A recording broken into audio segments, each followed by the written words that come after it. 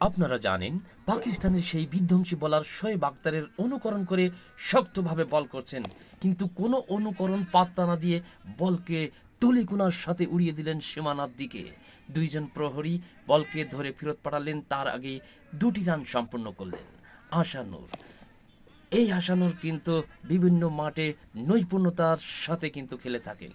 আবারও একই ধরনের বল হাঁকিয়েছেন, বল চলে গেল সীমানার দিকে, বলকে কুড়িয়ে ফেরত পাঠালেন, তার আগে 1টি রান।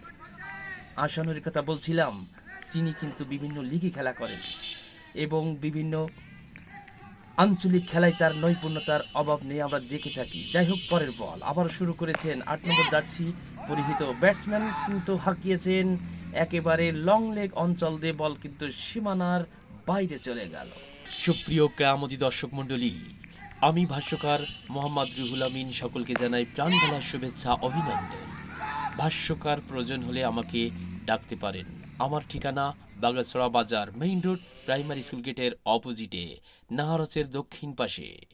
AI digital